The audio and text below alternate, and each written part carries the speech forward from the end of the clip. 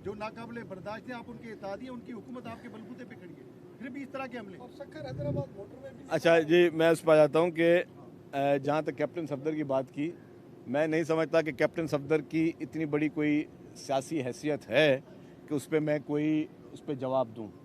और उनकी सियासी हैसियत कितनी है वो आपको ख़ुद पता होगा, आपने कहीं पे भी उनको देखा नहीं होगा। मतलब ख्याल से कि वो उन्होंने गिलगित को लास्ट प्रायोरिटी दी कि जिस शख्स को कहीं और नज़र नहीं काम आया उसको गिलगित भेज दिया गया।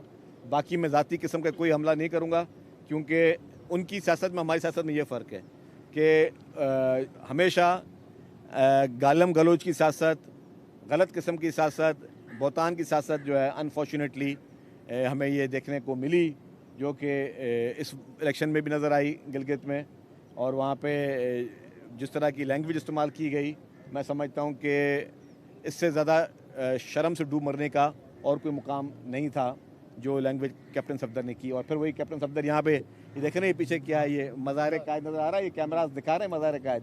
इसी मज़ार कायद पे बैठ के जो उन्होंने तमाशे किए थे अंदर जाके, उसकी हुर्मत का ख्याल भी कैप्टन सफदर ने नहीं किया था। और वहाँ पे जिस तरीके से नारे लगाए और हुल्लड़बाजी की, तो ये एक बहुत ही हमारे लिए नहायत ही एक बहुत ही मुक़द्दस मुकाम है। कायद-ए-आज़म मोहम्मद अली जिन्ना रहमतुल्लाह अलैह की जो यहाँ पे उनकी मज़ार है, हम सब के लिए बहुत ही एक इम्पॉर्टेंट। वहाँ पे बैठ के भी उन्होंने यहाँ पे तमाशे किए थे कैप्टन सफदर ने, तो मैं नहीं समझता कि कैप्टन सफदर को जवाब देना चाहिए। हाँ, बाकी जहाँ तक गिलगित बल्तिस्तान की इलेक्शन है, इंशाल्लाह ताला पाकिस्तान पीपल्स पार्टी क्लीन स्वीप करेगी। आपने देखा, और ये मैं नहीं कह रहा, आपके टीवी स्क्रीन्स कह रही हैं, आपने जलसे देखे, पीपल्स पार्टी के जितने जलसे थे उसमें हज़ारों की तादाद में लोग थे। मुस्लिम लीग नून का कोई एक जलसा भी ऐसा नहीं था, वो लग रहा था जैसे कॉर्नर मीटिंग थी।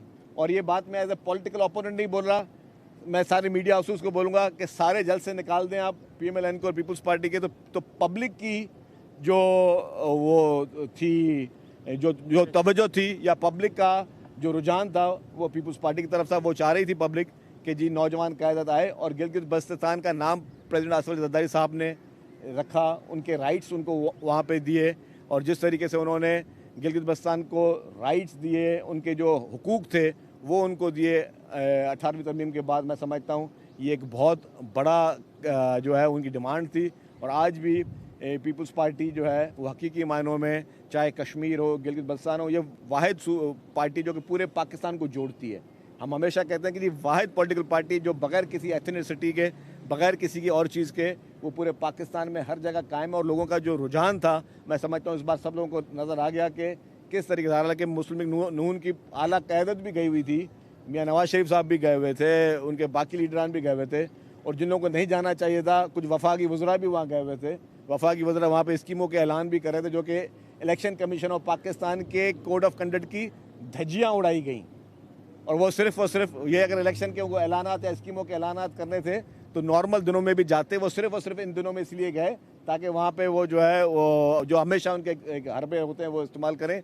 लेकिन मैं समझता हूँ कि मुस्लिम लीग नून को इस बार शिकस्त होगी और पीपल्स पार्टी इंशाअल्लाह ताला जो है वो बहुत बड़ी फतेह हासिल करेगी। शजील साहब ये बता दीजिएगा कि सिंध में चंद रोज से खबरें कुछ गर्दिश कर रही हैं कि पीपल्स पार्टी 28वीं तरमीम पे आमादा हो गई है और नए इंतजामी यूनिट्स बनाए जा रहे हैं कराची को वफाक के हवाले। अच्छा ये अच्छा क्या आपने सवाल मुझे, मैं एक बात आज करूँ, ये मैं देख रहा था कि हमारे दोस्त हैं सहाफ़ी, उन्होंने बोला कि जी जो है प्रेसिडेंट साहब के हवाले से सोशल मीडिया पे चला दी कि जी 6 बनाएं, इंतजामी यूनिट 8 बनाएं। ये सारी चीज़ें गलत हैं। मैं सहाफ़ी भाइयों से गुजारिश करूँगा, सबके लिए सब काबिल एहतराम है, एहतराम का रिश्ता है। मैं वही कहता हूँ कि देखें जी, ये किसी के नाम से अच्छा आप अपनी ख्याल दे सकते हैं कि जी आपका ये ख्याल है कि जी आप 10 यूनिट चाहते हैं या 50 यूनिट चाहते हैं, किसी भी लीडर के नाम से मुंसलिक करके ये बात करना, फिर वो आता है वो पीका। हम नहीं चाहते कि हम उस चीज़ में जाएँ।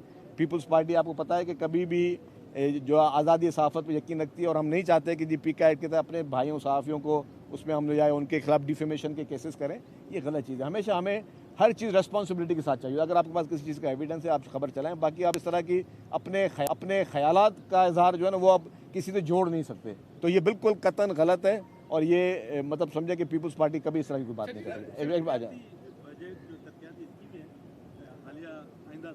वो कम करने का कहा गया है, क्या पैसे कम आ रहे हैं या वफाक को आपको पैसे देने हैं, मसला क्या है, क्यों तरक्यात इसकी में नहीं ले रहे हैं? देखिए जी, अभी फैसला नहीं हुआ है पूरा, वफाकी बजट आने दें। 10 जून को एक्सपेक्टेड है, 10 या 11 12 जून को शायद वो वफाकी बजट आएगा। वफाकी बजट जब आता है उसके बाद सूबे अपने बजट बनाते हैं, आपको पता है। तो हम देखते हैं कि इस वफाक अपनी पोजीशन क्या है, एफबीआर की क्या पोजीशन है, एफबीआर ने कितनी कलेक्शंस की हैं, एफबीआर को कितने पैसों का शॉर्टफॉल है। अगर एफबीआर की कलेक्शन सामने आ जाती हैं, एफबीआर के शॉर्टफॉल सामने आ जाते हैं, उसके बाद ही हम बता सकते हैं कि अगले बजट में हम डेवलपमेंट कितनी कर सकते हैं, कम कर सकते हैं, नहीं कर सकते हैं। जो चीज़ें हैं वो सारी चीज़ें सामने आएंगी जब वफाक की हुकूमत अपना बजट पेश करेगी। हम एज अ नेशन हमें मजबूत करना है अपने वफाक को, एज अ नेशन हमने अपने मुल्क को मजबूत करना है और हम हर सूरत हाल में अपने पाकिस्तान के साथ खड़े हैं। हाँ, जहाँ पे हमारी चीज़ देखेंगे कि अगर चीज़ें सही होंगी तो डेफिनेट सपोर्ट करेंगे, जहाँ पे चीज़ें सही नहीं होंगी, ज़्यादा होगी तो डेफिनेटली उस पर हम आवाज़ भी उठाएंगे। शर्जील साहब ये बताइएगा, आपने नून लीग की बात तो की है, लेकिन वफाकी